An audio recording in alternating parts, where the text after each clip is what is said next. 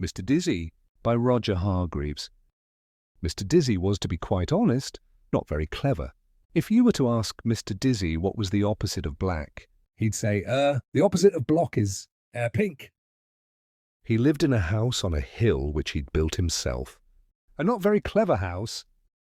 One of Mr. Dizzy's problems was that he lived in a country where everybody else was terribly clever.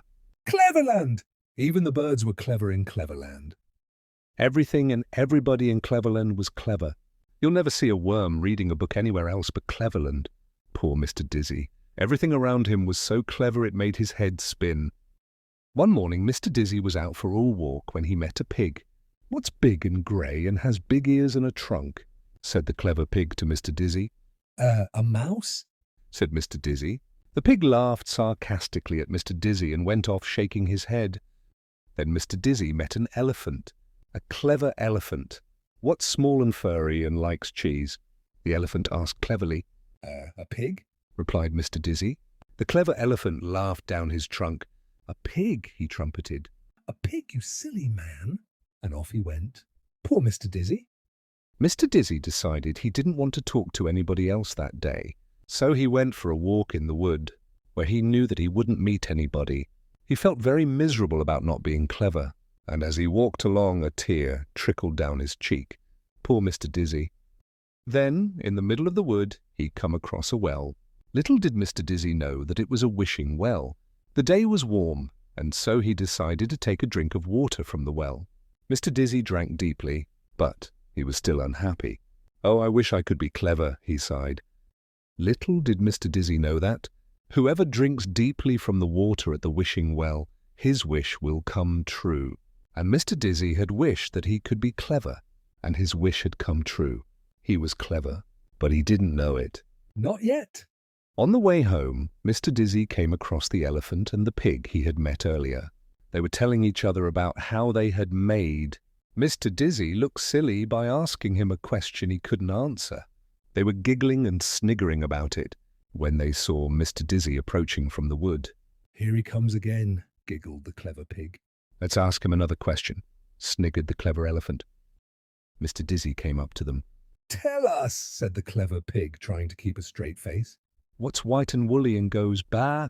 "Why, a sheep, of course," replied Mr. Dizzy. The pig and the elephant were amazed. To tell the truth, so too was Mr. Dizzy. He suddenly felt very, very clever. It was a not unpleasant feeling. "Tell us," said the clever elephant, "what has 4 legs, a tail, and goes woof?" "How easy," replied Mr. Dizzy. "A dog, of course." The clever pig and the clever elephant couldn't understand how Mr. Dizzy had become so clever in one morning. Mr. Dizzy couldn't understand how he had become so clever in one morning. But we know how he'd become so clever in one morning, don't we? "Now let me ask you a question," said Mr. Dizzy to the pig. "You?" grunted the pig rudely. "You ask me a question?" "Don't be ridiculous. There's no question you could ask me that I couldn't answer." "Really?" smiled Mr. Dizzy. "Well then, can you tell me what's fat and pink and goes atishoo atishoo?" "What's fat and pink and goes atishoo atishoo?" repeated the pig, looking worried. "There's nothing that's fat and pink and goes atishoo atishoo." "Nothing, eh?" said Mr. Dizzy, and he tickled the pig's nose. "Atishoo, atishoo," sneezed the pig. "The answer is you," said Mr. Dizzy. "You're fat and pink and you're going atishoo atishoo." The clever pig looked down right, if not down left, miserable. Mr. Dizzy turned to the elephant, who incidentally had stopped sniggering. "Now," said Mr. Dizzy, "let me ask you a question. What's large and grey and goes dope it, dope it? What's large and grey and goes dope it, dope it?" repeated the elephant, looking worried. "There's nothing that's large and grey and goes dope it, dope it." "Oh yes, there is," grinned Mr. Dizzy. "There certainly is something that's large and grey and goes dope it." "Dope it," and he tied a knot in the clever elephant's trunk. "Dop it," cried the elephant, who wanted to say, stop it, but couldn't talk properly with a knot in his trunk. Mr. Dizzy grinned and went home. "I depose do dink that's fuddy," said the elephant. The end. Subscribe and press the bell for more videos.